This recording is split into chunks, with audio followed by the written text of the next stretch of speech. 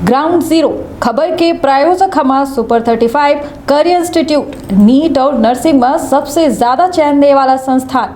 पता 3rd floor Rama Govind palace, Sirmaur Chowk, Rewa. माननीय मंत्री जनजातीय कार्य विभाग सुश्री मीना सिंह मांडवे जी भी आप सबका बहुत बहुत स्वागत है, अभिनंदन है।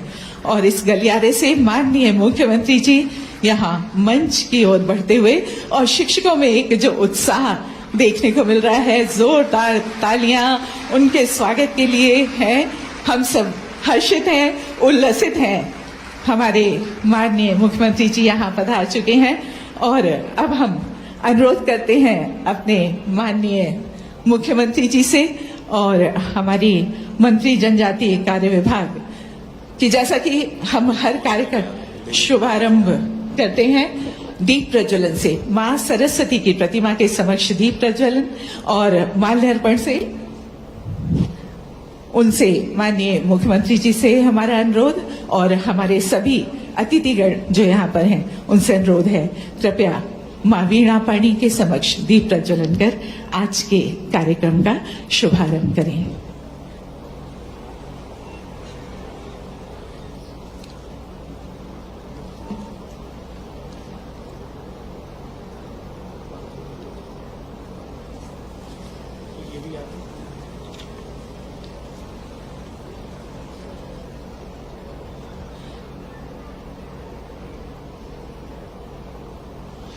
त्वं ज्योतिषं रविश्चंद्रौ विद्युदग्नि तारकाः सर्वेषां ज्योतिषां ज्योतिर्दीपाः नमोस्तुते।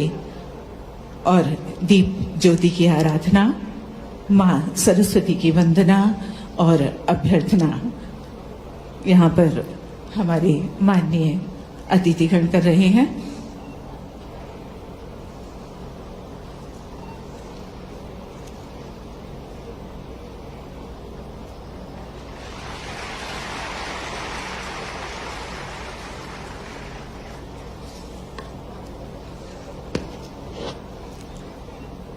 हम मंच पर माननीय मुख्यमंत्री अतिथि महोदय हमारे माननीय मुख्यमंत्री जी का, हमारी मंत्री जनजातीय कार्य विभाग एवं मंचासीन सभी अतिथिगणों का बहुत बहुत स्वागत करते हैं हमारे मीडिया से पधारे बंधुओं का और आप सभी नव नियुक्त शिक्षकों का इस शिक्षा संसार में बहुत बहुत स्वागत है, अभिनंदन है।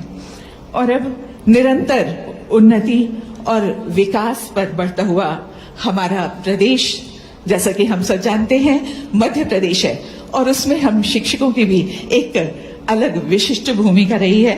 मध्य प्रदेश गान प्रदेश की गौरव गाथा है, तो आइए इसके बाद हम सुनते हैं मध्य प्रदेश गान, सुनते हैं, गाते हैं और गुनगुनाते हैं।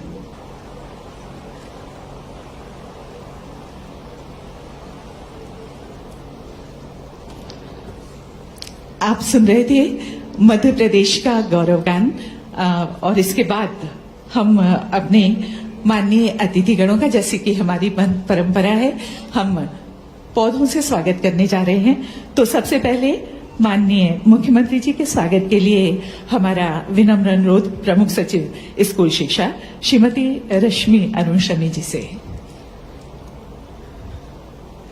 पुष्पगुच्छ से माननीय मुख्यमंत्री जी का स्वागत किया गया। माननीय मंत्री जनजातीय कार्य विभाग सुश्री मीना सिंह मांडवे जी के स्वागत के लिए अनुरोध है प्रमुख सचिव जनजातीय कार्य विभाग श्रीमती पल्लवी जैन गोविल जी से। हमारे शेष सभी मंचासीन जो अतिथिगण हैं वो यहाँ अपनी गरिमामयी उपस्थिति के साथ हैं। हम संचालक लोक शिक्षण संचालनालय श्री के द्विवेदी जी से अनुरोध करते हैं हमारे अतिथिगणों के स्वागत के लिए।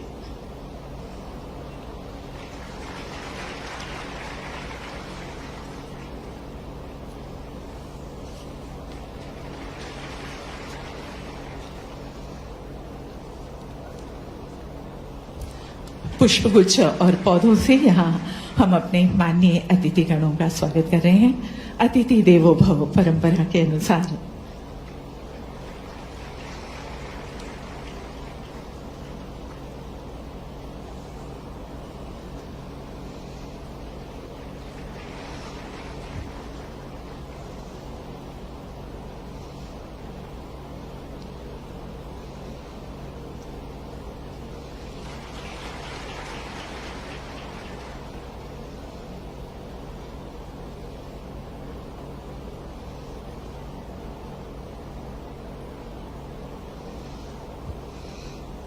बहुत बहुत धन्यवाद आपका।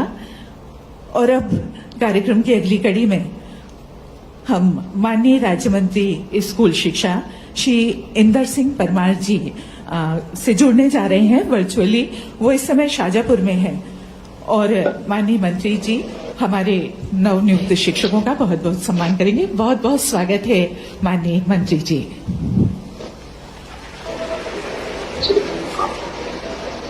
आज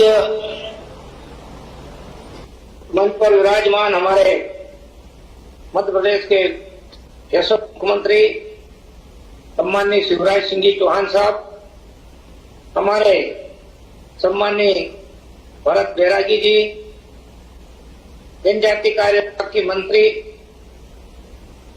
सुश्री मीना सिंह जी, हमारे सम्माननीय शैलेंद्र बरवा जी, स्कूल शिक्षा विभाग की प्रमुख सचिव मैडम रश्मि अरुण शर्मी जी, जनजाति कार्य विभाग की प्रमुख सचिव श्रीमती पल्लवी जैन, हमारे आयुक्त लोक शिक्षण श्रीमती अनुभा श्रीवास्तव जी, हमारे आयुक्त जनजाति कार्य विभाग सम्माननीय संजय सिंह जी, उपस्थित अन्य सभी अधिकारीगण, मैं सबको नमस्कार करता हूं।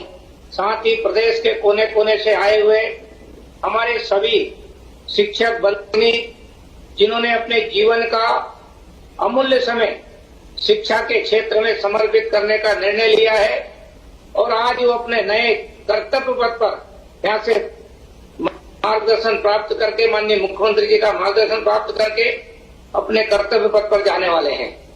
और मैं आप सबको बधाई देता हूं, शुभकामना भी देता हूं कि आपने अपने देश की महान परंपरा के महान कार्य को करने का संकल्प लिया है।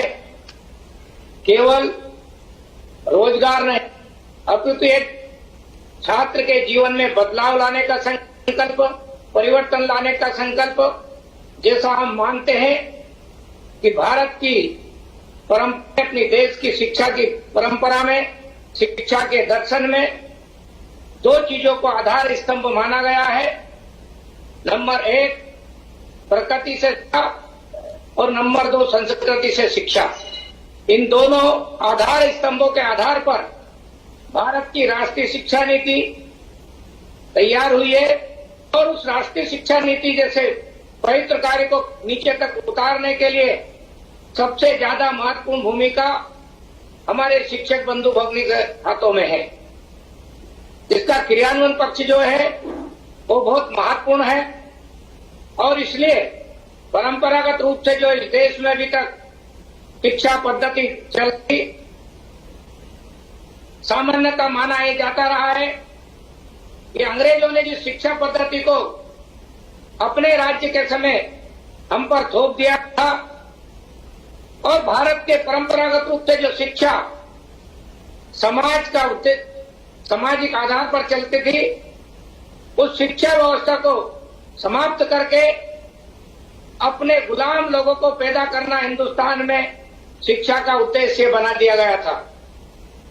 आजादी के समय को अपेक्षा थी कि इस देश के समग्र क्षेत्र से गुलामी के चिन्ह मिटना चाहिए। जो प्रत्यक्ष रूप से राज्य करते थे वो तो इस देश से चले गए, लेकिन आजादी के बाद भी कई जगहों पर गुलामी के चिन्ह प्रचलन में चलते रहे। दुर्भाग्य से तो परिणाम सकारात्मक इस देश को प्राप्त नहीं हुए।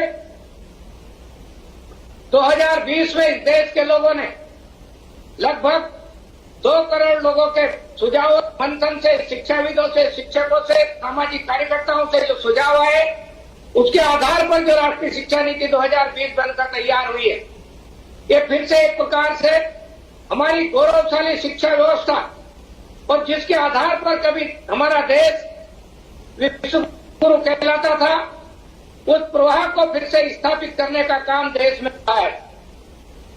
देश के प्रधानमंत्री नरेंद्र मोदी जी के नेतृत्व में मध्य प्रदेश में माननीय शिवराज सिंह जी चौहान के मार्गदर्शन में शिक्षा विभाग और जनजाति कार्य विभाग मिलकर के उन उद्देश्यों को पूरा करने जा रहे हैं। और इसलिए मध्य प्रदेश की धरती पर जब हम विचार करते हैं तो लगातार 2 साल से भर्ती प्रक्रिया चल रही है। आज मुझे गर्व है कि जनजाति कार्य विभाग और स्कूल शिक्षा विभाग ने मिलकर के 42,287 शिक्षकों की नियुक्ति के आदेश जारी कर दिए गए हैं, जिसमें से कुछ शिक्षकों ने अभी नियुक्ति नहीं ली है, लेकिन लगभग सभी शिक्षक बंधु भगिनियों ने अपने आदेश प्राप्त कर लिए हैं। आने वाले साल में यानी 23-24 का जो वर्ष है, इस वर्ष में भी हम 20,000 से अधिक शिक्षकों की भर्ती करने वाले हैं। मध्य प्रदेश इन 2 साल में जिस गति के साथ में, क्योंकि कोरोना के काल के बाद में हमारे सामने चुनौती थी, चैलेंज थे, उस सबसे उभरते हुए शिक्षा के क्षेत्र में महत्वपूर्ण उपलब्धियां हासिल की है। और उसमें भी हमारे शिक्षक जो अभी तक काम करते आए हैं, उन लोगों ने अभूतपूर्व योगदान दिया है। और इसलिए हम देखते हैं कि जब 2017 में नेशनल अचीवमेंट सर्वे हुआ तब हमारा स्थान 17 नंबर, लेकिन 2021 में जब इसी सर्वे में हम सम्मिलित हुए तो हम 5वें स्थान पर आए हैं। मैं समझता हूं कि हमारे शिक्षक भाइयों बहनों के परिश्रम से, मेहनत से और बदलाव के संकल्प को पूरा करने का महत्वपूर्ण काम किया है। आपने भी अपना अमूल्य जीवन शिक्षा को समर्पित करने का संकल्प लिया है और इसलिए आने वाले समय में विश्वास के साथ कह सकता हूं, हमारे प्रदेश के मुख्यमंत्री आदरणीय शिवराज सिंह जी चौहान को आप लोगों की तरफ से आश्वस्त करना चाहता हूं कि आने वाले समय में जब हम नेशनल अचीवमेंट सर्वे में सम्मिलित होंगे, मध्य प्रदेश पहले स्थान पर आने का सामर्थ्य रखने वाला प्रदेश बन जाएगा, क्योंकि हमारे शिक्षकों की जो ताकत है, जो समर्पण है, वो समर्पण अद्वितीय है। और इसमें आज सभी शिक्षक बंधु भगिनियों का हार्दिक अभिनंदन करता हूं, स्वागत करता हूं। मध्य प्रदेश की धरती पर आपके संकल्प के आधार पर हम शिक्षा के नए आयाम को छूने का काम करेंगे। मैं समझता हूं कि जब शिक्षक अपने घर परिवार की चिंता किए बगैर अपने विद्यार्थियों के लिए लगाता है, उनके जीवन में बदलाव करने का संकल्प करता है, तो निश्चित रूप से आपका त्याग, परिश्रम विद्यार्थी के जीवन को प्रेरित करता है। आपका रोज का व्यवहार, विद्यालय का व्यवहार, कक्षाओं का व्यवहार, ये जो सब आपके द्वारा किया जाएगा, उसका असर हमारे विद्यार्थी पर पड़ने वाला है। पर हमारी परंपरा में जो गुरु का एक महत्व होता था, उसके आधार पर सर्वश्रेष्ठ गुरु होता है, शिक्षक होता था। राष्ट्रीय शिक्षा नीति 2020 भी फिर से अपने शिक्षकों का, गुरुओं का उसी स्तर पर सम्मान स्थापित करने का काम करने का संकल्प ले रही है। मैं आश्वस्त करना चाहता हूं, मध्य प्रदेश के मुख्यमंत्री शिवराज सिंह जी चौहान ने जो मार्गदर्शन दिया हम सब लोगों को, लगातार हम अपने शिक्षकों का सम्मान फिर से स्थापित करने के लिए संकल्पबद्ध रहे। लेकिन इसमें 3 हिस्से होते हैं। एक महत्व होता है शासन स्तर पर, जो माननीय मुख्यमंत्री जी लगातार अपने शिक्षा क्षेत्र के प्रश्नों का समाधान, शिक्षकों चूकों का समाधान और साथ में निराकरण करने तक पूरे समय तक निरंतर मॉनिटरिंग करते हैं। दूसरा पक्ष होता है समाज में फिर से शिक्षकों का वही सम्मान, वही स्थान बने, उसके लिए समाज में जन जागरण और जन चेतना लाने की आज आवश्यकता है। उसके लिए भी कई सामाजिक संगठन और सरकार मिलकर के फिर से समाज जीवन में हमारे शिक्षकों का वही सम्मान हो, इस प्रकार का प्रयास हमको आज करने की आवश्यकता है। और तीसरा महत्वपूर्ण पक्ष है स्वयं शिक्षक। शिक्षक अपने परिश्रम से, अपनी मेहनत से और अपने विद्यालय के प्रति समर्पण भाव से जब काम करेंगे, तो स्वयं शिक्षक भी स्वतः ही अपने सम्मान के हकदार बन जाएंगे।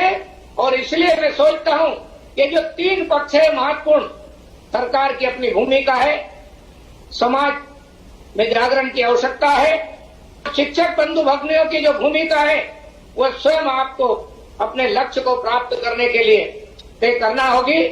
हम मिलकर के एक श्रेष्ठ शिक्षक के माध्यम से अपने लक्ष्य को पूरा कर सकेंगे, क्योंकि भारत की परंपरा में हमने कई उदाहरण देखे गुरु के, शिक्षक के, जिन्होंने अपने सामर्थ्य से दुनिया का इतिहास बदलने का काम भी किया है।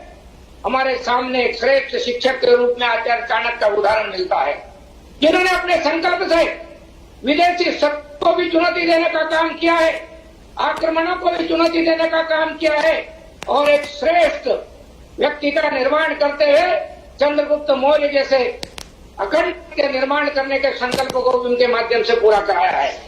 तो शिक्षक सब कुछ कर सकता है, परिश्रम से, मेहनत से, समर्पण से अपने राष्ट्र निर्माण के काम का जो योगदान है, मैं समझता हूं यह योगदान आपका इस राष्ट्र के लिए महत्वपूर्ण है। मध्य प्रदेश की धरती पर हम जिस प्रकार गति से बदलाव करने जा रहे हैं, निरंतर परिश्रम के साथ हमारे शिक्षक उसमें लगे हैं। आने वाले समय में जब हमने कहा है कि भाई अब केवल प्राइवेट स्कूल नहीं, अब सरकारी स्कूल भी अच्छे बनेंगे, और इसलिए मुख्यमंत्री जी के नेतृत्व में सीएम राइज विद्यालय की जो कॉन्सेप्ट है उस पर हम काम तेज गति के साथ कर रहे हैं। धीरे धीरे आकर के जिस प्रकार का शैक्षणिक वातावरण बनेगा, गरीब का बेटा बेटी भी के साथ में कहेगा कि मैं भी अब बहुत अच्छे स्कूल में पढ़ने जाता हूं, मैं भी बहुत अच्छे स्कूल में पढ़ने जाती हूं। उस गरीब के स्वप्न को साकार करने का काम भी सीएम राइज विद्यालय के माध्यम से होने वाला है। आज हमारा गरीब का बेटा यदि अपने पिताजी के साथ कहीं निकलता है और बड़ी दी हुई बिल्डिंग दिखती है तो पिताजी से पूछता है कि पापा ये क्या है? पिताजी जवाब देते हैं स्कूल है बेटा, बहुत अच्छा स्कूल है। फिर बेटा पूछता है कि पापा क्या मैं इसमें पढ़ाई कर सकता हूं?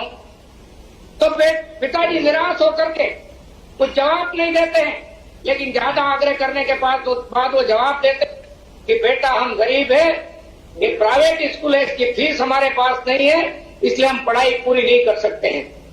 ये जवाब जब उस बेटे को पिताजी देते हैं तो बेटा निराश होता है और पिताजी भी अकेले में जाकर के रोते हैं कि मैं भी क्या बाप हूं जो अपने बेटे के संकल्प को पूरा नहीं कर सकता हूं, उसके स्वप्न को पूरा नहीं कर सकता हूं।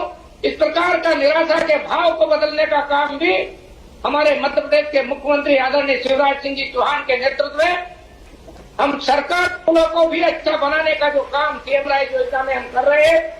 आने वाले 2-3 साल में मध्य प्रदेश का राजनीतिक परिदृश्य बदला दिखेगा और गर्व के अपने मध्य प्रदेश के बेटे बेटी भी पूरे देश के साथ सम्मान के साथ खड़े हो सकेंगे।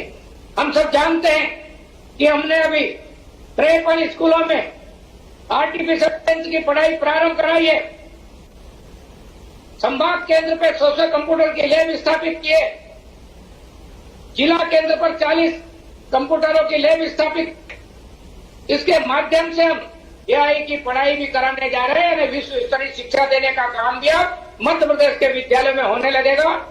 आज मैं माननीय मंत्री जी को धन्यवाद देना चाहता हूं। आपने अपने व्यस्ततम समय में से समय निकाल करके और हम सब लोगों का मार्गदर्शन करने का आपने हमारा स्वीकार किया। मैं आपको बहुत बहुत धन्यवाद देता हूं, आपका अभिनंदन करता हूं। और मीना सिंह जी ने भी समय निकाल करके हम सब आप सभी शिक्षक बंधु भगिनियों के बीच में आकर के मार्गदर्शन देने का संकल्प पूरा कर रही है।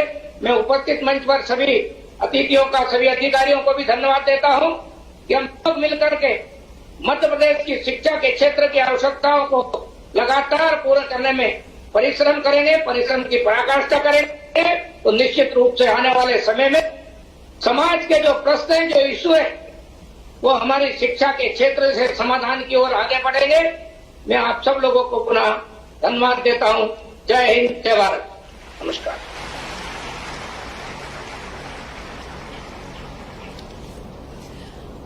बहुत बहुत धन्यवाद माननीय राज्य मंत्री स्कूल शिक्षा जी का। और अब हमारे बीच हैं माननीय मंत्री जनजातीय कार्य विभाग श्रीमती मीना सिंह मांडवे जी। हमारा सुश्री मीना सिंह मांडवे जी, हमारा आग्रह है माननीय से कृपया इस अवसर पर अपने विचार रखें।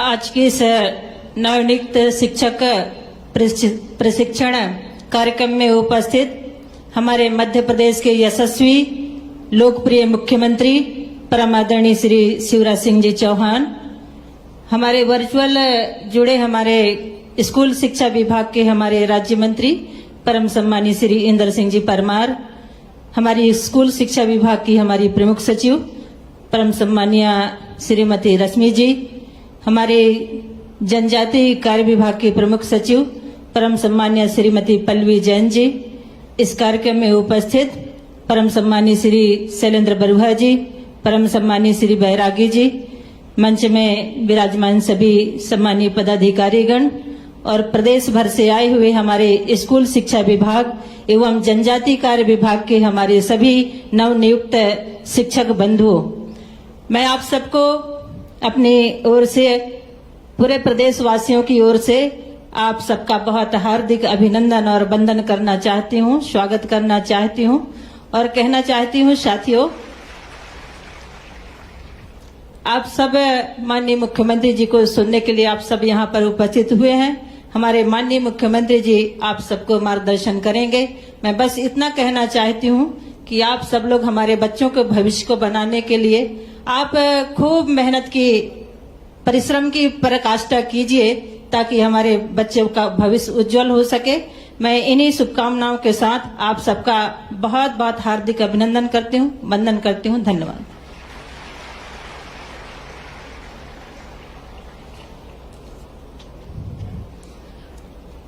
बहुत बहुत धन्यवाद जनजातीय कार्य विभाग मंत्री सुश्री मीना सिंह मांडवे जी आपका। और अब कार्यक्रम को हम आगे बढ़ाते हैं और उन 6 शिक्षकों को हम यहाँ पर आमंत्रित करेंगे, बुलाएंगे और हमारे माननीय मुख्यमंत्री जी के हाथों उन्हें यहाँ पर नियुक्ति पत्र सौंपा जाएगा। माननीय मुख्यमंत्री जी से अनुरोध है इसे।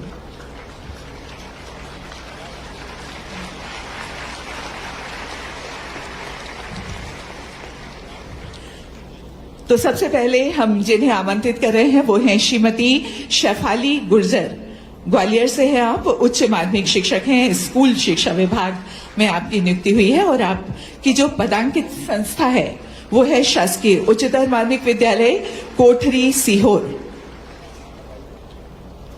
इसके बाद श्री शुभम गुप्ता भिंड से हैं, उच्च माध्यमिक शिक्षक हैं, जनजातीय कार्य विभाग है आपका और सीएम राइज उच्चतर माध्यमिक विद्यालय सुखतवा केसला होशंगाबाद में आपकी पोस्टिंग है। श्री हुकुमचंद राठौर जी राजगढ़ से हैं आप, माध्यमिक शिक्षक हैं और स्कूल शिक्षा विभाग में आपकी पोस्टिंग है। शासकीय उच्चतर माध्यमिक विद्यालय नाहली राजगढ़ में आपको पोस्टिंग मिली है। श्री राजेश धोटे जी बैतूल से, माध्यमिक शिक्षक, जनजातीय कार्य विभाग और विद्यालय है शासकीय माध्यमिक शाला घुघरी बैतूल। और इसके बाद है ममता गोयल जी देवास से, प्राथमिक शिक्षक हैं, जनजातीय कार्य विभाग में आपकी नियुक्ति और देवास चौबारा धीरा आपका जो पदांकित संस्था है वो है। इसके बाद है श्री आनंद मीणा जी देवास से, आप प्राथमिक शिक्षक हैं, जनजातीय कार्य विभाग में आपकी पोस्टिंग है और अनुसूचित जनजाति बालक छात्रावास खातेगांव देवास आपकी पदांकित संस्था है। और सभी शिक्षकों को बहुत बहुत बधाई, बहुत बहुत शुभकामनाएं।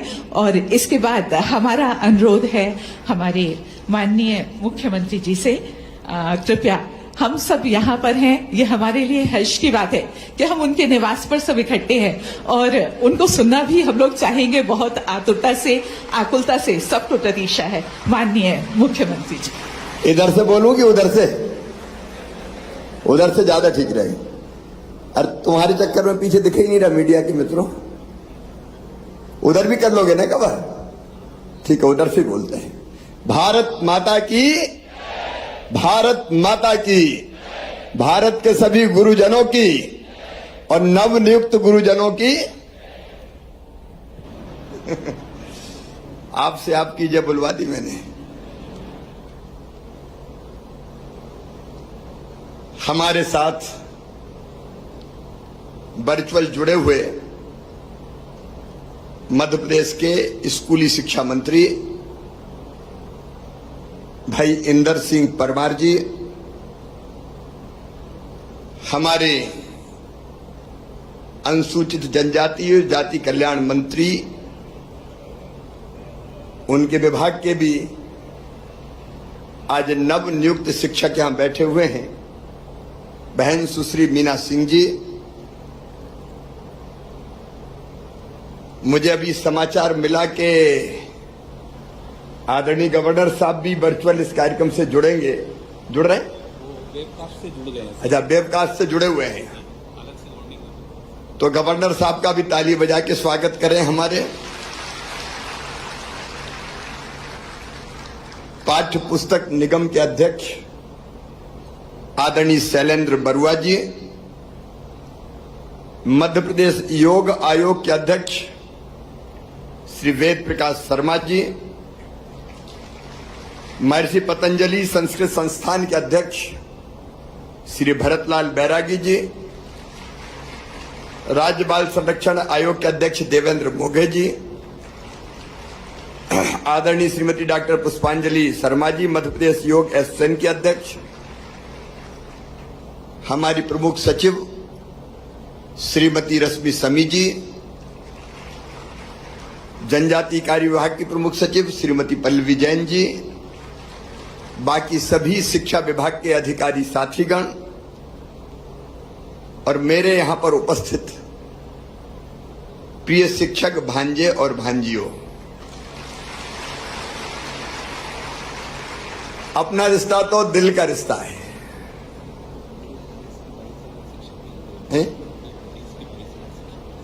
22,000 हमारे नवनियुक्त शिक्षक अलग अलग स्थानों से जुड़े हुए हैं। मैं उनका भी स्वागत करता हूं। आज कैसा लग रहा है आप लोगों को? जोर से बताओ ना। बहुत अच्छा लग रहा है। देखो, आज का दिन आपके जीवन का अविस्मरणीय दिन है। आज से आप शिक्षक हैं, शिक्षक। और शिक्षक का सही नाम तो है गुरु। और हमारे देश में कहा गया है, गुरुर् ब्रह्मा गुरुर्विष्णु गुरुर्देवो महेश्वरा गुरु साक्षात परम ब्रह्म तस्मै श्री गुरुवे नमः। तो मैं भी गुरुओं को प्रणाम करता हूं। और हिंदी में अगर कहें तो कहा गया, गुरु गोविंद दोऊ खड़े काके लागू पाए, बलिहारी गुरु आपकी गोविंद दियो बताए। ये गुरु की महिमा है। अब आप शिक्षक भी हैं, लेकिन सही अर्थों में आप गुरु हैं। और गुरु की भारत में कैसी परंपरा है। भगवान श्री कृष्ण के गुरु संदीपनी जी हैं, गुरु वशिष्ठ, गुरु विश्वामित्र, गुरु द्रोणाचार्य, गुरु बृहस्पति, गुरु शुक्राचार्य, एक नहीं अनेकों नाम ऐसे हैं जिनके विचार ने, और गुरु चाणक्य, जिनके विचार ने इतिहास बदल दिए। गुरु कोई साधारण नहीं है। देखो, हमारे सोच के पीछे अगर आज हम सोचे तो दो चीजें सोच सकते हैं। एक, चलो यार नौकरी लग गई, जिंदगी अच्छी कटेगी, अब रोटी की चिंता नहीं रही है। एक भाग ये हो सकता है, रोजगार महत्वपूर्ण है, मैं इससे इनकार नहीं करता। भूखे भजन ना होए गोपाला, धर लो अपनी कंठी माला। तो जरूरी है रोजगार, लेकिन हमारा काम क्या रोजगार है? या कहूं क्या सिर्फ रोजगार है? मेरे प्रिय साथियों, ये रोजगार नहीं है, ये प्रोफेशन नहीं है। हमारा काम है एक मिशन का काम, एक बड़े उद्देश्य की पूर्ति के लिए हम लोग गुरु हैं, हम लोग शिक्षक हैं। मैं और किसी की बात नहीं करता, मैं मेरी बात कर रहा हूं। मैं नहीं मानता मैं अपने आप को महिमा मंडित नहीं कर रहा, लेकिन मैं आज जो कुछ हूं, मैं अंतर आत्मा से आपसे कह रहा हूं, वो मैं हूं अपने गुरु श्री रतन चंद जैन जी के कारण, जिनने मुझे पहली, दूसरी, तीसरी और चौथी में पढ़ाया। मैं हृदय से कह रहा हूं। मैं शुरू में बहुत शर्मीला था। स्कूल में मैं जाता था तो बोलता नहीं था, ज्यादा बात नहीं करता था, और पढ़ता था कोई अगर पाठ्य पुस्तक में से। पहले तो क्या करते थे, गांव में स्कूल होते नहीं थे, एक आध कमरे का रहता था, बाहर पेड़ के नीचे कई बार हम लोग बैठा करते थे। और हम स्कूल जाते थे तो उस जमाने में एक हाथ में फट्टी लेके जाना पड़ता था बिछाने के लिए। आप में से कई ने अनुभव नहीं किया होगा। एक हाथ में फट्टी होती थी और एक हाथ में झोला, स्कूल का बैग। तो एक में फट्टी, एक में झोला लटका के स्कूल जाते थे और वहां बैठ जाते थे। तो मैं जरा वो पाठ पढ़ाते थे, का कमल, का से कमल, खा से खरगोश, गा से गणेश। अब मैं बहुत धीरे धीरे बोलता था, बहुत शर्मा के बोलता था। उन्होंने मुझे समझाया, तुम जोर से क्यों नहीं बोलते? क्योंकि मेरे अंदर उस समय इतना साहस नहीं था कि मैं आत्मविश्वास के साथ शब्दों का उच्चारण कर सकूं। उन्होंने कहा जोर से बोलो, मैं फिर भी धीरे बोला। फिर उन्होंने कहा जोर से बोलो। तुम अपने आप को कमजोर क्यों समझ रहे हो? तुम ढंग से बोल सकते हो। तो मैंने धीरे धीरे जोर से बोलना शुरू किया, और बाद में इतने जोर से बोलना शुरू किया कि मेरे जैसा पाठ पढ़ के कोई सुनाते ही नहीं था। फिर एक बात और हुई, उस समय हमारे स्कूल में शनिवार के दिन बाल सभा होती थी। अब बाल सभा शुरू हो गई ना अपने यहाँ। शनिवार के दिन बाल सभा होती थी। तो बाल सभा में वो बाकी कुछ कहानी, कविता सुनाने के साथ उनने कहा कि रामायण जी के चार दोहे तक, चौपाई और दोहे पढ़े जाएंगे और उनका अर्थ किया जाएगा। अब मैं तो पढ़ नहीं पाता था, तो बोलने का तो सवाल ही नहीं था। तो चार दोहे तक चौपाइयां, रघुकुल रीत सदा चली आई, प्राण जाए पर बपत बचन न जाई। अब बोले अर्थ करो, तो अर्थ करने की होड़ लगती थी। कौन अर्थ करता है अच्छा? मैं बहुत अच्छा, हिम्मत नहीं थी मुझ में कि मैं जोर से अर्थ करूं। लेकिन वो फिर मुझे बिठा के नहीं, आज शिवराज अर्थ करेगा, आज शिवराज अर्थ करेगा। तो मन में एक संकल्प पैदा हुआ कि यार बेइज्जती तो नहीं होनी चाहिए, रोज वो बोलते और मैं अर्थ ही नहीं कर पाता। तो मैं रामायण जी खोलता और चौपाई का अर्थ पढ़ के जाता और फिर चौपाई का अर्थ करता। अर्थ करते करते मैं इतना अच्छा अर्थ करने लगा कि मेरी ख्याति स्कूल के बाहर गांव में चली गई कि ये तो रामायण जी का बहुत अच्छा अर्थ करता है। तो हमारे गांव में सावन के महीने में जब किसान फुर्सत में होते थे तो हमारे गांव में रात के समय रामायण जी पढ़ते थे। अब धीरे धीरे परंपराएं बदल गई, ये मैं उस समय की बात कर रहा हूं। ये बात होगी लगभग 40-45 साल पहले की। तो चौपाई लोग बोले और मैं अर्थ करूं, तो मेरी बड़ी वाहवाही होने लगी, अरे यार लड़का तो बहुत अच्छा अर्थ करता है। तो धीरे धीरे अर्थ करते करते मैं अच्छा वक्ता बन गया बचपन में, और वक्ता बना तो आज तक बोल रहा हूं। अगर वक्ता बनाने में किसी का योगदान है तो मेरे गुरु रतन चंद जी का योगदान है। एक नहीं, कई गुण उन्होंने बच्चों में डालने का प्रयास किया। मैं सच कहता हूं, एक गुरु अगर ठान ले तो महापुरुषों की एक मालिका खड़ी कर सकता है, महापुरुषों की एक श्रृंखला खड़ी कर सकता है। अब आप सोच के देखो, नई शिक्षा नीति अपने प्रधानमंत्री श्रीमान नरेंद्र मोदी जी के नेतृत्व में बनी। मोदी जी अद्भुत लीडर है, विजनरी लीडर, हर पहलू का विचार करते हैं। शिक्षा का क्षेत्र हो, उद्योग का हो, व्यापार का हो, कृषि का हो, जलवायु परिवर्तन का हो, पर्यावरण का हो, रक्षा का हो, स्वदेशी का हो। उनके मन में जिद थी कि भाई बरसों तक चर्चा चलती रही, नई शिक्षा नीति, नई शिक्षा नीति आती नहीं थी। कई आयोग बने, राधाकृष्णन आयोग, मुदालियर आयोग, कोठारी कमीशन, एक पे एक कमीशन बनते चले गए, नई शिक्षा नीति आई नहीं। लेकिन प्रधानमंत्री जी के दृढ़ संकल्प के कारण एक सर्वसम्मत नई शिक्षा नीति आज भारत में आई है और उसी के अंतर्गत हम पढ़ाई कर रहे हैं।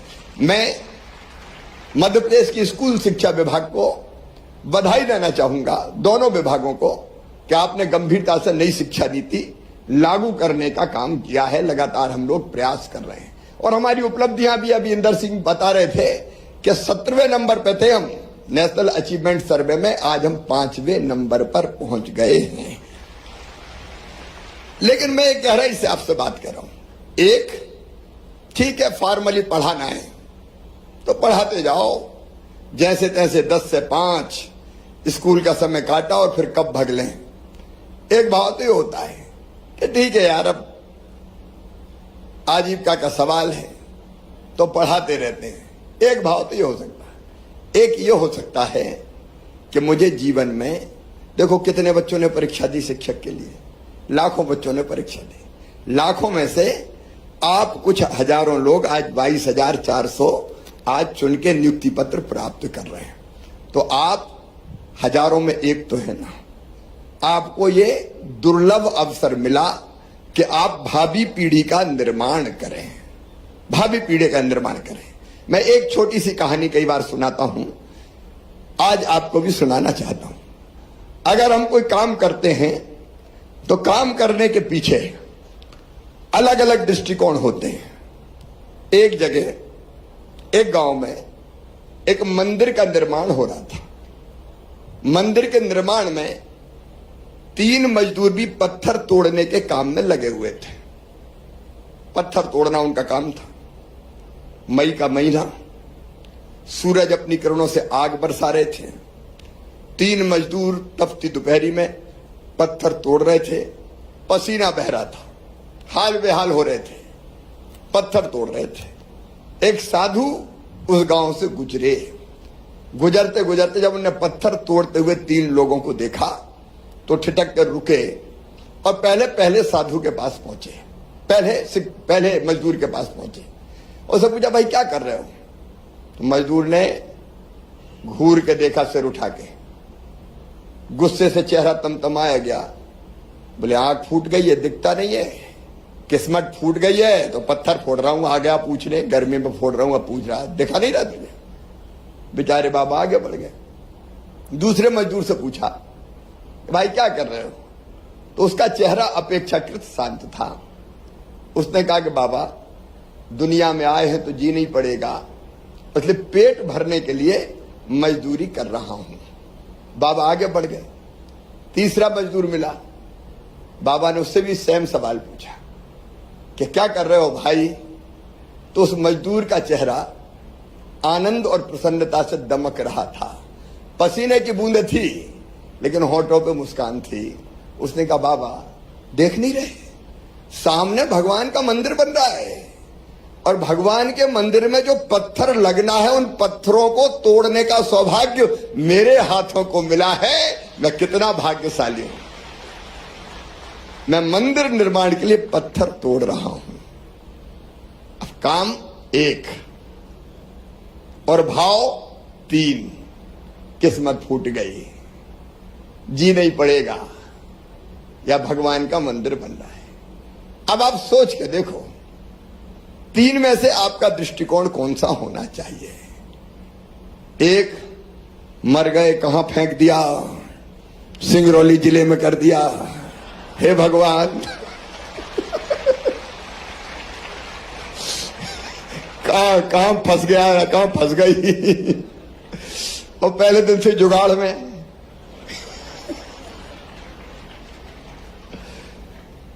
तो एक दृष्टिकोण यह हो सकता है और एक तीसरा दृष्टिकोण है, मुझे को दुर्लभ मौका मिला है तो अब मेरा काम है ऐसे बच्चे खड़े कर दूं जो दुनिया में छा जाएं, देश में छा जाएं, प्रदेश में छा जाएं। और मैं एक बात आपको बताऊं, बच्चे गीली माटी के लौंदे होते हैं। आप जैसा गढ़ दोगे वैसा बन जाएंगे। आप देखो, अभी पतंजलि योग पीठ में आचार्य हमारे स्वामी रामदेव जी महाराज, इतने सन्यासियों की मालिका खड़ी कर दी उनने। ऐसे बच्चे जो अद्भुत हैं सचमुच में, जो दुनिया बदलने का सामर्थ्य रखते हैं। आप देखो, एक तरफ गदर मचाते बच्चे भी हम देखते हैं जो नशा करने लगते हैं, कई तरह की गलत आदतें जिनमें हो जाती है, जिनसे माँ बाप भी तंग और परेशान हो जाते हैं, जो समाज को नुकसान पहुंचाते हैं। और एक तरफ एनसीसी एनएसएस में ट्रेंड कर दो बच्चों को, ऐसे अनुशासन प्रिय और जमाने को बदलने का संकल्प लेके आगे बढ़ते हैं। अब जैसा चाहोगे वैसा बन जाएंगे। लेकिन एक बात देखो, मैं कोई भाषण नहीं दे रहा, मेरे मन में जो आ रहा है वो तो मैं आज आपसे कह रहा हूं और अंतरात्मा से कह रहा हूं। अगर आपको बच्चों को बदलना है, पहली शर्त आपको स्वयं को बदलना पड़ेगा। देखो, हमारा चरित्र अगर ऐसा होगा जो दूसरों के लिए उदाहरण बन सके, तो हमें लोगों को बदलने का सामर्थ्य होगा। एक और छोटी सी कहानी, बोर तो नहीं हो रहे ना, बोर तो नहीं हो रहे। एक और छोटी सी कहानी, गांधी जी के पास एक मां पहुंची बच्चे को लेके और कहा, बापू ये बहुत गुड़ खाता है, इसको मना करो कि ये गुड़ नहीं खाए। तो गांधी जी ने कहा कि आज नहीं, कल लेके आना। वो कल लेके आई। फिर गांधी जी ने कहा, नहीं आज भी नहीं, तुम कल लेके आना। 5-6 दिन गांधी जी कहते रहे कल लेके आना, कल लेके आना। और शायद 5वें 6वें दिन जब वो बेटे को लेकर पहुंची तो बापू उनका, बेटा ज्यादा गुड़ खाना ठीक नहीं होता, गुड़ मत खाया करो, ज्यादा गुड़ मत खाया करो। तो आश्चर्य हुआ मां को, इतनी सी बात थी, पहले दिन क्यों नहीं कहा? तो गांधी जी ने उत्तर दिया कि मेरी बहन, मैं खुद ही गुड़ खाता था। अगर मैं खुद खाता और इससे कहता मत खा तो मेरी बात का कोई असर नहीं पड़ता, इसलिए पहले मैंने खुद गुड़ खाना छोड़ा, तब आज आत्मविश्वास के साथ कह रहा हूं कि बेटा गुड़ मत खाना। हम बच्चों को कहें सत्य बोलो और हम रोज झूठ बोले, बच्चे मानेंगे क्या? हम कोई अच्छी आदत सिखाएं, हम कहें नशा मत करो और पता चला बच्चों के सामने थोड़ी बहुत तंबाकू कटक ली, या कोई धूम्रपान करते हुए बच्चे ने देख लिया, तो बता कोई असर पड़ेगा क्या? नहीं पड़ सकता। हम पहले स्वयं के लिए गुरु बनने का संकल्प लें। स्वयं हम अगर बन गए तो मेरा दावा है हम बच्चों को बना देंगे और भारत को बनाने में आपका, मध्य प्रदेश को बनाने में आपका सबसे बड़ा योगदान होगा। आप आचरण से सिखा सकते हो, आप भाषण से नहीं सिखा सकते। और इसलिए मेरे प्रिय, मैं बहुत प्रिय कह रहा हूं क्योंकि गुरु हो इसलिए भांजे भांजी बार बार कहना मुझे अच्छा नहीं लगता, लेकिन आप मुझे बहुत प्रिय हो इसलिए कि बाकी काम और आपके काम में जमीन आसमान का अंतर है। आप नया भारत गढ़ोगे, आप नया मध्य प्रदेश के कौन इंसान, अगर आपने अच्छे इंसान गढ़ दिए, मेहनती, चरित्रवान, ईमानदार, कर्मठ, परोपकारी, देशभक्त, अगर ऐसे बच्चे गढ़ दिए तो बताओ भारत बनेगा कि नहीं बनेगा? अरे बनेगा कि नहीं बनेगा? भारत बन के खड़ा हो जाएगा। स्वामी विवेकानंद ने कहा था कि शिक्षा ऐसी जो मनुष्य को मनुष्य बना दे, और मनुष्य को मनुष्य बनाने का मतलब जो मैंने कहा, चरित्रवान, ईमानदार, कर्मठ, समाजसेवी, परोपकारी, देशभक्त, वो मनुष्य है। जो पशुवत आचरण करे उसको मनुष्य हम कह सकते हैं क्या? शंकराचार्य जी महाराज ने कहा शिक्षा वो जो इस लोक में भी और परलोक में भी मुक्ति दे। अब शिक्षा की बहुत व्यापक परिभाषा में मैं नहीं जाता। शिक्षा के सामान्यता 3 उद्देश्य होते हैं। नंबर 1 ज्ञान देना, नंबर 2 कौशल देना, और नंबर 3 नागरिकता के संस्कार देना। ज्ञान देने का मतलब है पीढ़ियों से जो संचित ज्ञान है उसको अगली पीढ़ी को आप ट्रांसफर कर दो। इतिहास का, भूगोल का, विज्ञान का, उसको आप दे दो। ये काम अक्सर हम करते हैं, पढ़ाते हैं अलग अलग विषयों पर। ये तो है ही प्राइमरी काम। लेकिन ज्ञान देने के साथ साथ दूसरा काम है कौशल देना, मतलब उसको इतना कुशल बनाना कि पढ़ने के बाद रोजगार के लिए दर दर की ठोकर ना खाना पड़े, वो इतना समर्थ बन जाए कि अपनी आजीविका चला सके। और इसलिए प्रधानमंत्री जी ने नई शिक्षा नीति में व्यवसायिक शिक्षा का भी प्रावधान किया और हमने तय किया कि 6वीं क्लास से हम व्यवसायिक शिक्षा भी देना धीरे धीरे प्रारंभ करेंगे और अलग अलग ढंग से उसको ऐसा बनाना जिससे कौशल उसके हाथों में हो। और तीसरा है नागरिकता के संस्कार, जो मैंने पहले बता दिया, दोहराने की जरूरत नहीं है कि कैसे नागरिक हमको चाहिए। अच्छे गुण हो उसमें, कई चीजें मैंने बताई, लेकिन एक गुण और सिखाना, लैंगिक समानता, बेटियों के प्रति आदर का भाव, इज्जत का भाव, एक अलग तरह का दृष्टिकोण पैदा करने की कोशिश करना। क्योंकि कई बार हम समझते हैं कि वो तो द्वयम दर्जे की है। मैं बहुत विस्तार में नहीं जा रहा, मेरा भाव आप समझ गए होंगे। स्त्री पुरुष, बेटा बेटी समान है दोनों, और इसलिए उनके प्रति कैसे हम आदर का भाव रख सकते हैं। तो हम अच्छे नागरिकता के गुण, और वो हो सकता है बाल सभाओं से। हमने अपनी पाठ्य पुस्तकों में प्रावधान अब कर दिया, पहले नहीं था। अब पहले तो अजीब अजीब घटनाएं हुई है। जैसे एक जमाने में लिखा था गा गणेश का, तो एक उस जमाने में जब दूसरी सरकारें होती थी उन्हें आई, ये गणेश तो सांप्रदायिक शब्द है, कैसे नाम ले सकते स्कूल में, तो उन्हें करवा दिया गा गधे का, गणेश से गधा करवा दिया। मेरा ये कहना है कि हम अपनी पाठ्य पुस्तकों में हमारे जो संस्कार है, हमारी जो संस्कृति है, हमारी जो परंपरा है, हमारे जो जीवन मूल्य है, उनकी शिक्षा को भी सम्मिलित कर रहे हैं। और बाल सभा या ऐसी एक्टिविटीज को मैं बहुत महत्वपूर्ण मानता हूं, जो बिना कुछ कहे कुछ चीजों के माध्यम से बच्चों में अच्छे गुणों का प्रवेश करा दे।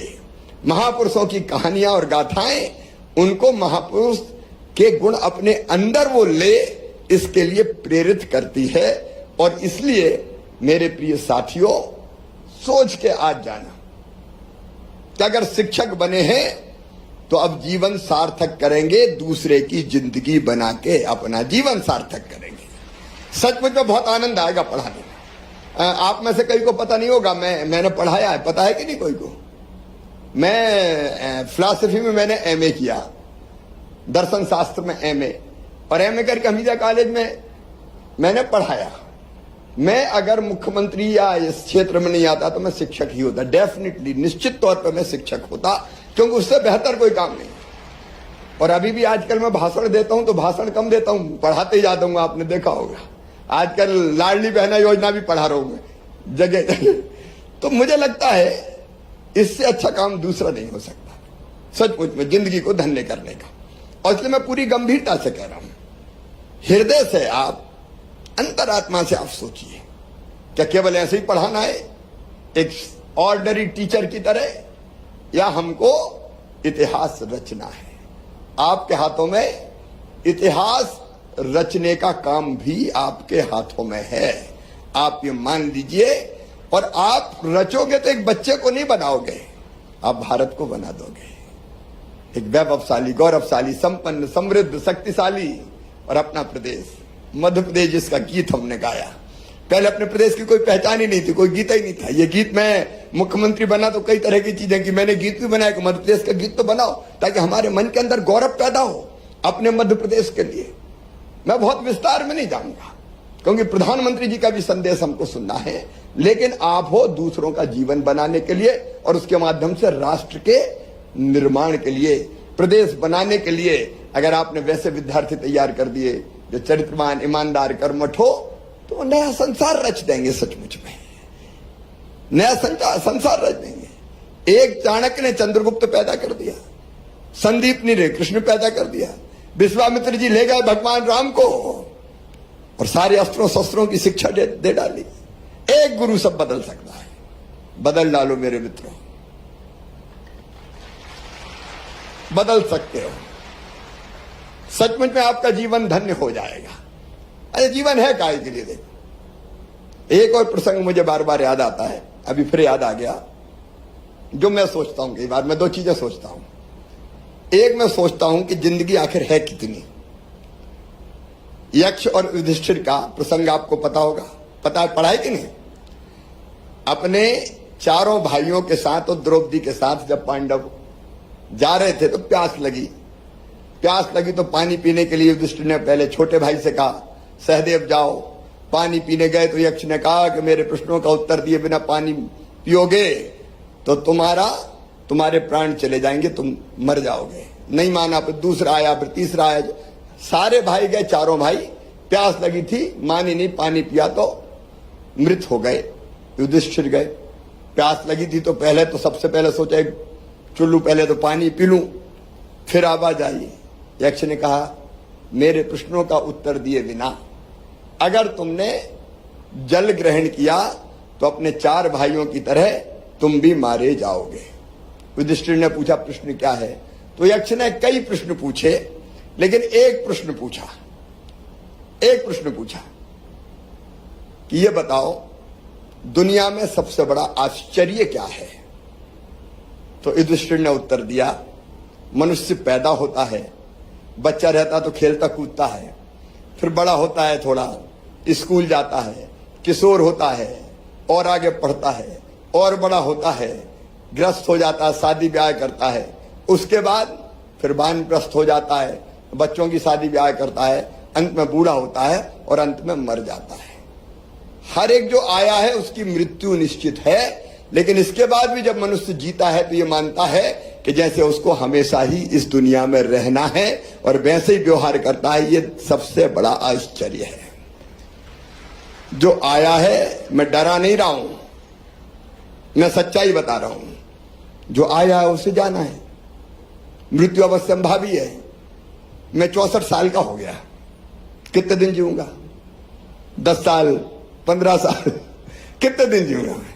तुम तो ज्यादा जियो, लेकिन मैं अजय, अगर मेरे मन में आ जाए कि एक एक क्षण शिवराज ऐसा जी कि लोगों की जिंदगी संवर जाए, और मैं वो कोशिश करता हूं, इसलिए लाडली लक्ष्मी योजना भी बन जाती, इसलिए लाडली बहना भी योजना बन जाती है, जो दूसरों की जिंदगी बदलते। तब फिक्र रहती कि जिंदगी सार्थक कर। हम सोचें तुम खूब जियो 100 साल से ज्यादा, लेकिन 100 से ज्यादा कौन जिएगा बताओ? कुछ उदाहरण बनते। अब उनमें से ये 30 साल, लगभग 30 साल होंगे ना, ये 30 साल अपने शिक्षक के हैं। इन 30 सालों को कैसे जिए, आप इसकी प्लानिंग करो। अब आजीविका की निश्चिंतता तो हो गई, इसलिए इसकी प्लानिंग करो कि हम बेहतर गुरु बन के ऐसे बच्चे तैयार करेंगे जो जमाना बदल दे। और जैसे मैं कह रहा हूं, मेरे गुरु रतन चंद, श्री रतन चंद जी, मैं बारंबार उनको प्रणाम करता हूं। लोग महापुरुष आए और आपका नाम लें कि हमारे गुरु ये है, आपका जीवन सार्थक हो। और इसलिए इस दृष्टिकोण से आप पढ़ाओ। सचमुच में पढ़ाने में बहुत मजा आएगा, आनंद आएगा। छोटी मोटी कठिनाइयां सारी दूर चली जाएंगी और समाज सही अर्थों में आपकी इज्जत करेगा। मैं आज भी कहता हूं, अगर समाज को यह विश्वास हो गया कि ये सचमुच में गुरु है, तो समाज आपके पांव धोके पिएगा। मतलब आदर बहुत करेंगे। मैं कोई प्रैक्टिकली पांव धोके पीने की बात नहीं कर रहा, इसलिए वैसा बनो। अपनी सार्थकता है। नई शिक्षा नीति आई है, मध्य प्रदेश बहुत पिछड़ा था, हम लोग अब तेजी से आगे आ रहे हैं।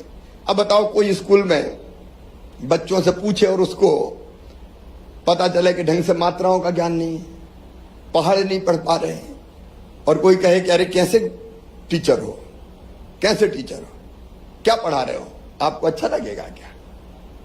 नहीं लगेगा। अरे हमारे बच्चे ऐसे हो कि जो दो, देखो मैं हमारे बुधनी और भैरूदा क्षेत्र में, नसलागंज अभी तक नाम था, शिक्षकों ने कमाल किया। उनने अपनी सैलरी से और गांव से इकट्ठा करके हर क्लास को स्मार्ट क्लास स्कूल की बनाने का प्रयास किया और टीवी खरीद लिए उन्होंने। मैंने फूलों की वर्षा की उन पे। एक ऐसे होते जो बदलने की कोशिश करते हैं। कई शिक्षकों के बारे में सुनते हैं कि उन्होंने अपने स्कूल को कहां से कहां ले गए, कि हम उन दुर्लभ शिक्षकों में से बन सकते हैं। देखो, एक जमाना था जब शिक्षक की सैलरी, मैं जब मुख्यमंत्री बना उसके पहले मैं सांसद था, तो मैं कई जगह स्कूलों में जाता था और बच्चों से मेरा बहुत लगाव रहा है। तो एक जगह मैं पूछता था सवाल, पढ़ाई कैसी चल रही है। एक जगह मैंने बच्चों से पूछा, बताओ गंगा जी कहां से निकली? तो बच्चे ने कहा कि विंध्याचल में से निकली। तो मैंने जो गुरुजी पढ़ा रहे थे उनको बुलाया कि क्या पढ़ाते हो भाई, ऐसी पढ़ाई होती है क्या? बच्चा कह रहा है गंगा जी विंध्याचल में से निकली। तो बोले साहब 500 रुपया में तो विंध्याचल में से ही निकलेगी। उस समय गुरुजी को 500 रुपया मिलते थे, अध्यापक को 1200 रुपया मिलते थे। हमने बढ़ा बढ़ा के 40 से लेके 50,000 तक के बीच में ले गए। और आज मैं एक फैसला और कर रहा हूं। एक काम जो पिछली सरकार ने गलत किया था उसको मैं थोड़ा सुधार रहा हूं। अब पहले साल 70% और दूसरे साल 100% सैलरी दी जाएगी। ये 4 हिस्सों में बांटना मुझे तो न्याय नहीं लगता। तरसा तरसा के देना ये मुझे ठीक नहीं लगता। इसलिए पहला साल अपनी परीक्षा का है तो 70%, दूसरे साल अच्छा पढ़ाओ 100%। बोलो भारत माता की। अच्छे से पढ़ाओगे, आदर्श गुरु बनोगे तो मैं तुमसे बढ़ाऊं। इसलिए मामा की बहुत बहुत शुभकामनाएं। धन्यवाद, प्रणाम, नमस्कार।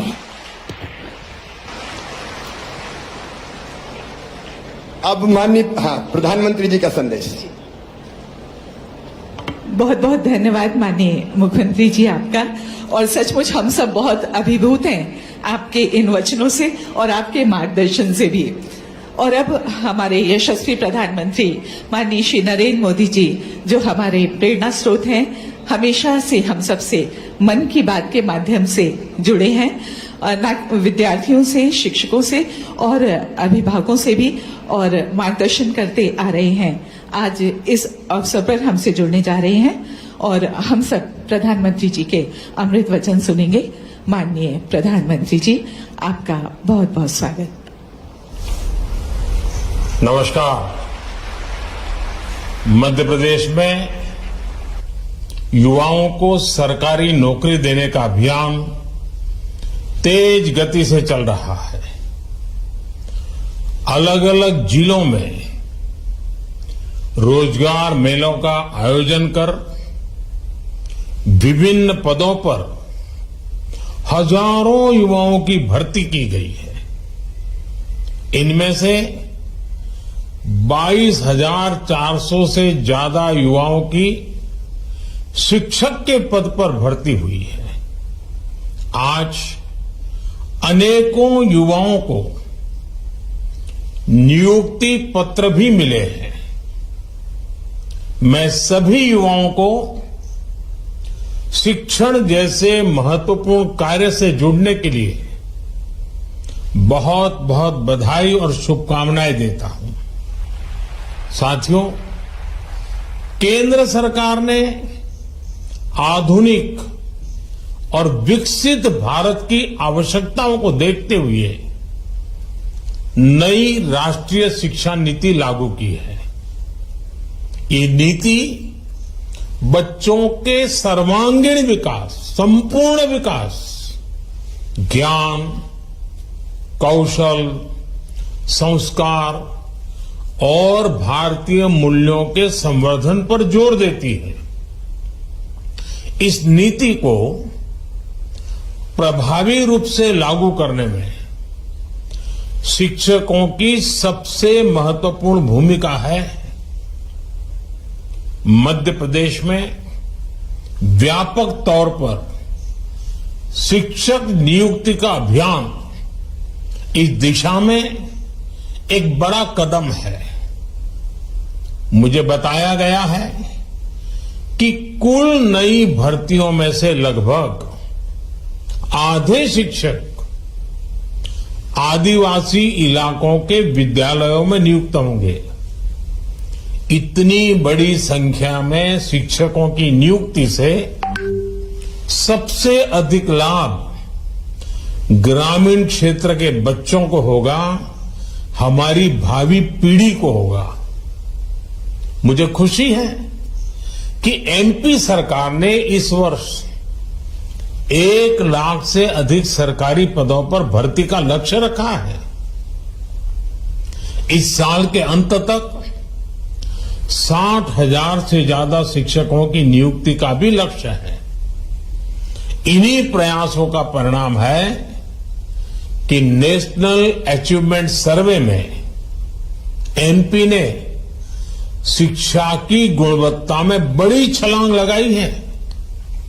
इस रैंकिंग में एमपी का स्थान 17वें नंबर से 5वें नंबर पर पहुंच गया है, यानी 12 नंबर की छलांग, और वो भी बिना हो हल्ला किए, बिना शोर मचाए, बिना विज्ञापनों पर पैसे लुटाए, चुपचाप। इस तरह का कार्य करने के लिए समर्पण चाहिए। समर्पण के बिना यह संभव नहीं होता है। एक प्रकार से साधना भाव चाहिए, शिक्षा के प्रति भक्ति भाव चाहिए। मैं मध्य प्रदेश के विद्यार्थियों को, मध्य प्रदेश के सभी शिक्षकों को, एमपी सरकार को शिक्षा के क्षेत्र में इस महत्वपूर्ण सिद्धि के लिए और इस मौन साधना के लिए बहुत बहुत बधाई देता हूं। साथियों, आजादी के अमृत काल में देश बड़े लक्ष्यों और नए संकल्पों के साथ आगे बढ़ रहा है। इन लक्ष्यों की प्राप्ति के लिए विकास के जो कार्य हो रहे हैं वो आज हर सेक्टर में रोजगार के नए अवसर बना रहे हैं। अलग अलग क्षेत्रों में आज जिस तेज गति से इंफ्रास्ट्रक्चर निर्माण की रफ्तार बढ़ी है, उससे भी रोजगार की नई संभावनाएं बन रही है। जैसे कुछ ही दिन पहले भोपाल से दिल्ली के बीच वंदे भारत ट्रेन की शुरुआत हुई है। इस ट्रेन से प्रोफेशनल्स, कारोबारियों को तो सुविधा मिलेगी ही, साथ ही पर्यटन को भी बढ़ावा मिलेगा। 1 स्टेशन 1 प्रोडक्ट और 1 डिस्ट्रिक्ट 1 प्रोडक्ट, ऐसी अनेक योजनाओं से भी स्थानीय उत्पाद दूर दूर तक पहुंच रहे हैं। ये सभी योजनाएं रोजगार बढ़ाने और आय बढ़ाने में मदद कर रही है। इसके साथ ही मुद्रा योजना से उन लोगों को बड़ी मदद मिली है जो आर्थिक रूप से बहुत कमजोर थे लेकिन स्वरोजगार करना चाहते थे।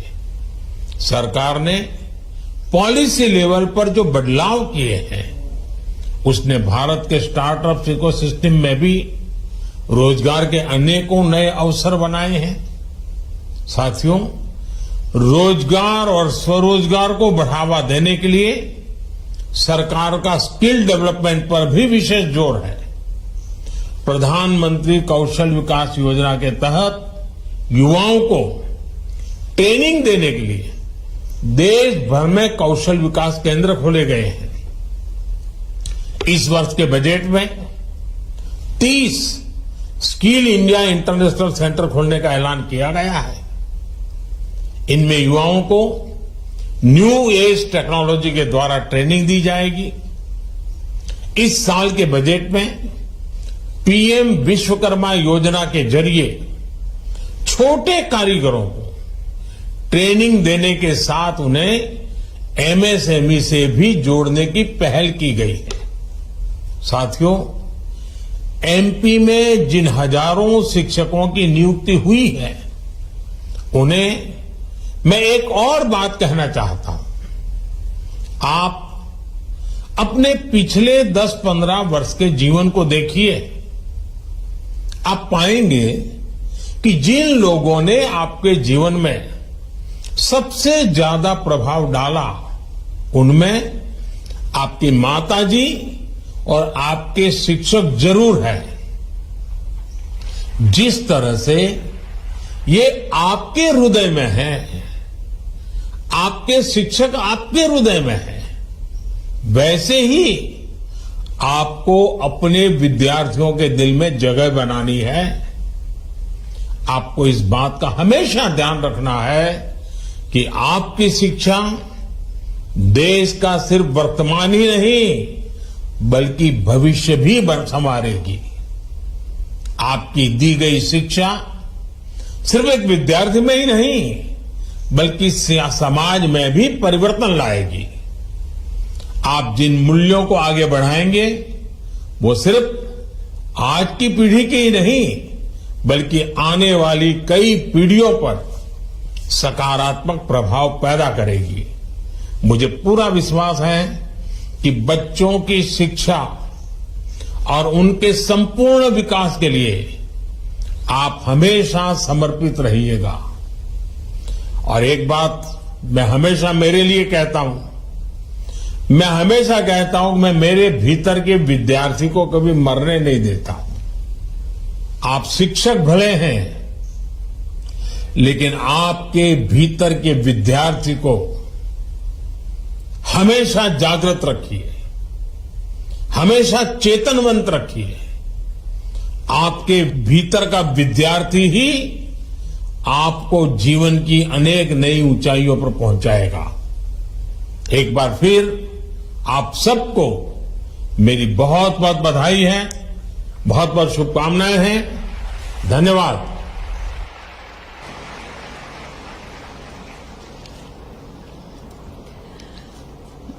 अभी माननीय प्रधानमंत्री जी हम सबको वर्चुअली संबोधित कर रहे थे। बहुत बहुत आभार हमारे माननीय प्रधानमंत्री जी का। और अब आभार प्रदर्शन के लिए हम आमंत्रित कर रहे हैं आयुक्त जनजातीय कल्याण विभाग श्री संजीव सिंह जी को। श्री संजीव सिंह जी।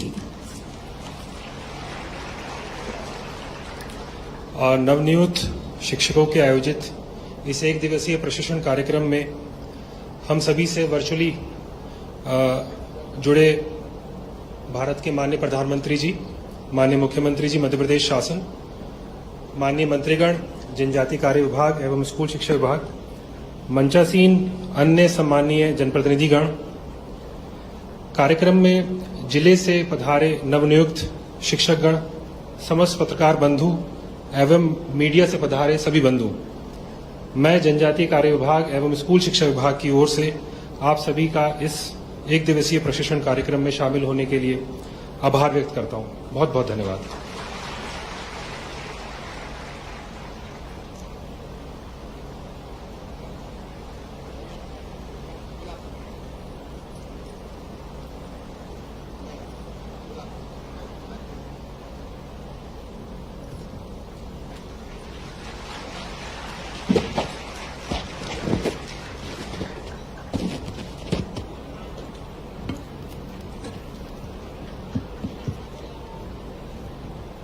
मेरी कोशिश रहेगी कि बीच बीच में संवाद होते रहें और जहां आऊंगा वहां भी मैं प्रयास करूंगा कि आप लोगों से मिलूं। जो नए शिक्षक जहां जा रहे हैं वहां दिक्कत ना हो, उसके लिए भी मैं कलेक्टर्स और बाकी सबसे चर्चा करके बेहतर व्यवस्था बनवाने का मैं प्रयास करूंगा। एक बार फिर से बहुत बहुत शुभकामनाएं सब।